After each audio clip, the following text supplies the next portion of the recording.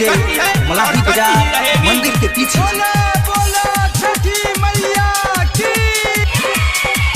आप सुन रहे हैं साहिब सवरिया को। आजे बाघाटे एकरा बाटे न फिकिरी सुतल बा ऐसे जैसे सुतेला खीर आई मार नहीं आजे बाघाटे एकरा बाटे न फिकिरी सुतल बा ऐसे जैसे सुतेला खीर दादा होता के ही देर सुन अरग के बेरे झटपट कुल देर सरियावली जाई। तू तो पंचायती में राती सकार ले आ वही लगे से जुआ खेले चल गेले कारे।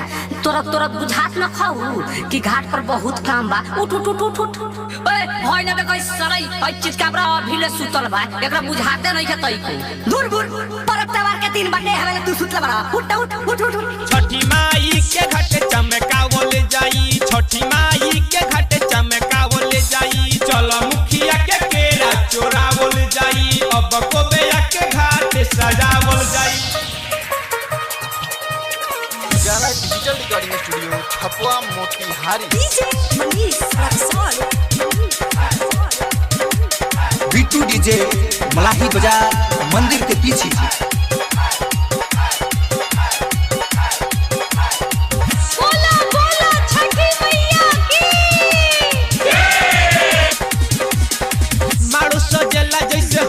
सजावे के बिची में माई के सिर सो पता बैठावे के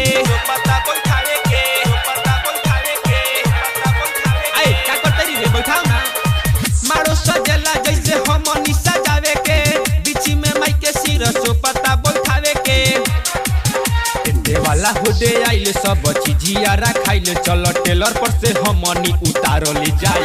लाल साहब के नाती भइल बड़ा का तोरे से पाकिट में से हाथ निकाल साले तू नहीं ना तारेगा साफ घाट पर से बेलगा दम हमरे नाम चला सरा उतार ना है टेलरों पर से उतारबे तब न होई ना हमरा से अकेले उतार जातो मारू गुड़ा के बुलाओ ए साला तोरा के हम कहता नहीं उतार है चुप ध के उतार तो तोरा अकेले हम कहता नहीं उतार के त देइयो देख ल अकेले उतार जाई हमरा से बुलावा और गुड़ा से। छठी माई के घाटे चमकावले जाई छठी माई के घाटे चमकावले जाई चल मुखिया के केरा चोरावल जाई अब को बेया के घाटे सजावल जाई।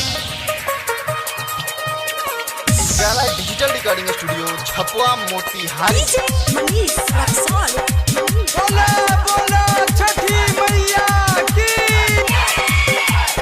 बिट्टू डीजे मलाही बाजार मंदिर के पीछे। बोला छठी मैया की। साहेब समरिया लइले के राके थम हो देखो ना घाटे आज करी चमचम हो करी चमचम हो करी चमचम हो करी चमचम हो।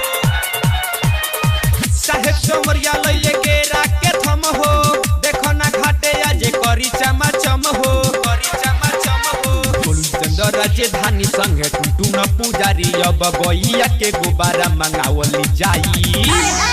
जो ना कम से कम गोबरो तो ले आ दे गिल ले ये साला सूखल जौन ले ये गिल ओ बाप रे बाप देखो ना हमरा के गोबर ले वाला हुकनी के दूसरे काम जाय दो ना ले हां त अपना बापे के मुड़ी पे हाथ धइले बाड़ो जैसे ऊ काम चोर हौ नु वैसे तू काम चोर बाड़े आ तोर मातारी बाड़ी नु त आग होई तोरा लेके चल आवेली। छठी माई के घाटे चमकाव